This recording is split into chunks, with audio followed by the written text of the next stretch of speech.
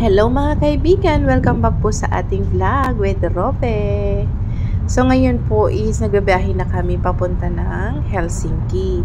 So ito po ay ang aming travel galing ng Finland papuntang Pilipinas. So ito ngayon nasa sasakyan kami kasi nag-travel kami via car galing sa amin sa bahay sa Oulu papunta ng Salo kung saan kami mag-i-stay ng 2 gabi. After 2 gabi, ayun, pupunta na kami ng airport. So, ito nga, nililibang ko si Robbie kasi mahaba rin yung biyahe namin via car. Halos 9 hours din from Oulu to Salo, yun sa south of Finland. So, nag-edit ako nitong vlog. Nandito na kami sa Pilipinas, mga kaibigan. So, ito si Robbie, sobrang tuwang-tuwa niya dyan kasi nga nililibang ko. Napakahaba rin kasi nung biyahe namin, mga kaibigan. Pero dahil sa Finland po is walang traffic, tuloy-tuloy po yung biyahe namin. Ito nga pala yung unang travel ni Robbie na mahaba-haba. Pero nakakatuwa kasi hindi siya masyadong umiyak sa sasakyan. Panay lang kasi ang libang ko sa kanya. Ito nga pala dinaanan namin. Napakaganda dito, mga kaibigan. Sa mga nasa Finland, alam nito. Ang ganda.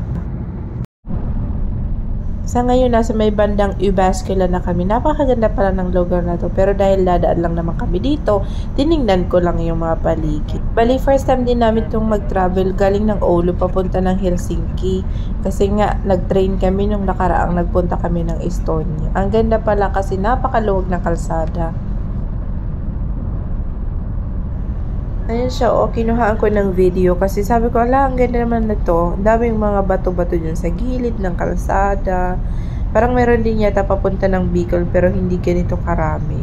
Bago kami dumating sa lugar na to, hinayaan din ako ni asawang mag-drive. Siguro mga half to 1 hour din. Kasi nagpahinga rin siya. Kaya ayun, naranasan ko rin mag-drive. Sobrang luwang ng kalsada.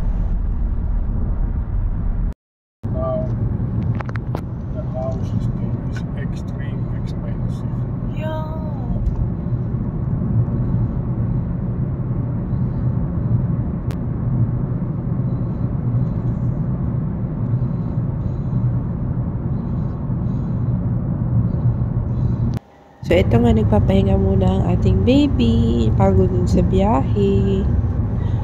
Nag-stop over nga kami dito sa isang restaurant. At ayun, pinalitan ko rin yung kanyang diaper. Tuwang-tuwa ang bata. Ayan, nakakatuwa mga kaibigan. Nakikita nyo, napakalinis at ganda ng kanilang restroom para sa may mga baby na pwedeng magpalit ng kanilang mga diapers. Tingnan nyo, komportable ang bata. So, si Robbie tuwang-tuwa yan sa camera kasi alam niya pag may video, nakakangiti na rin ang bata.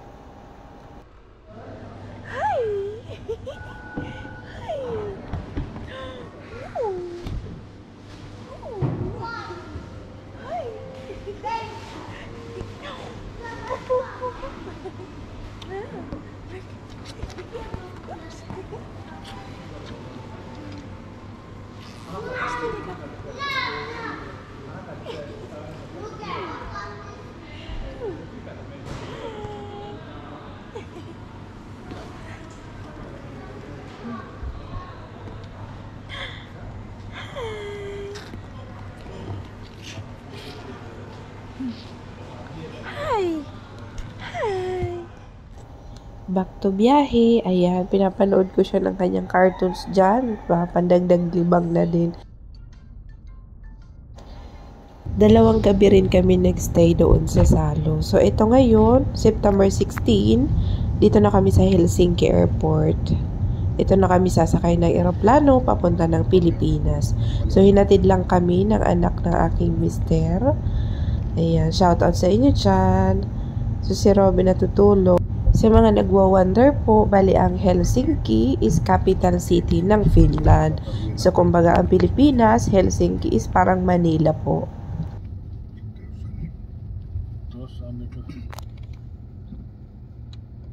Tuolla on kyllä tuo pyörätuoli kukon kuvaa tuolla.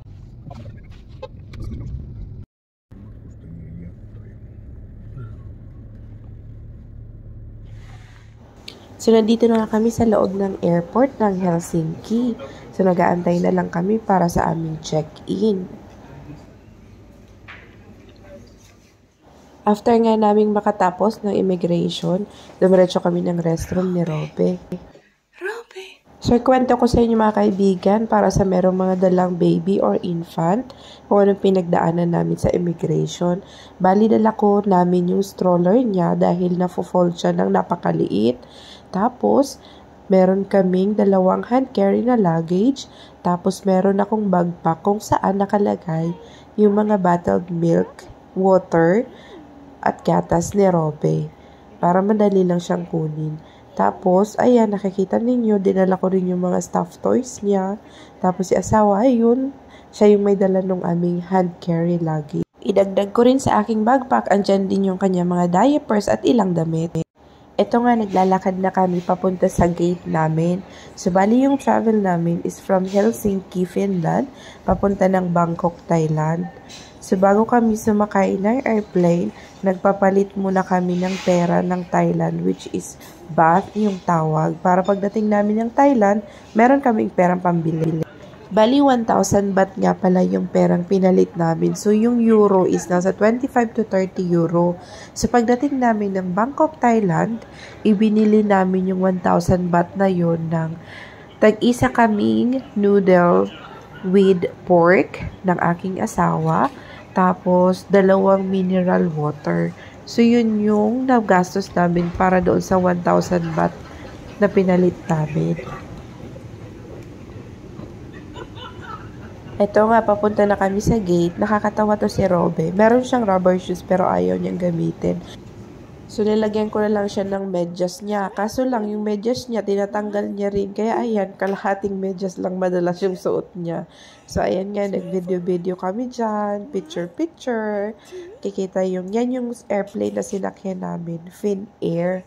Kung naririnig nyo mga kaibigan, yung aking boses talagang naging bungol na. Kasi nga, pagdating namin ng Asia, Thailand, Pilipinas, mainit po. Galing po kami sa Finland. Alam nyo naman, malamig sa Finland. So, syempre, nagbago yung temperatura.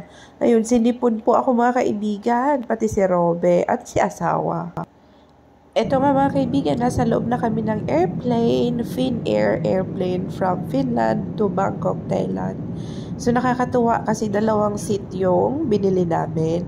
Nasa lap ko lang dapat si Robe. Pero yung katabi naming babae, ibinigay niya yung isang upuan niya. Lumipat siya dun sa kabila kasi merong bakanting 2. So, bali yung 3 seat na magkakatabi is sa aming 3, o diba? So, naging komportable yung biyahe namin kasi merong sariling upuan ang ating baby Robe. So, pag natutulog siya, nakahiga siya dyan mga kaibigan, o diba? Good experience, napakagandang experience. Kaya lang, ayan nga, ginamit ko yung phone ko sa pagbablog kasi yung ating camera is nasa loob ng aking backpack and pahirapan magkuha kasi meron tayong inaalagaang baby. Pero okay na din, importante meron tayong vlog. Ang gandang experience kasi ayan si Baby Robe, nanonood lang siya dyan ng cartoons.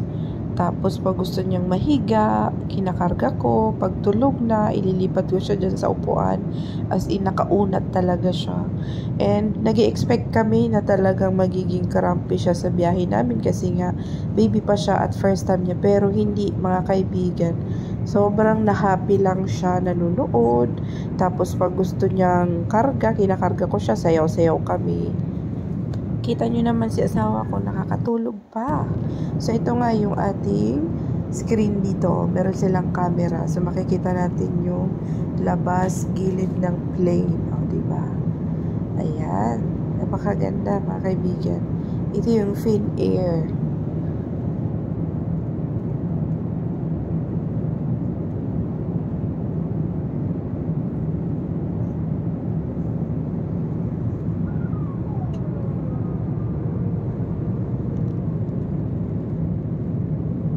So, yung biyahe namin from Finland to Bangkok, Thailand is nearly 12 hours. O, diba? Napakahaba, mga kaibigan.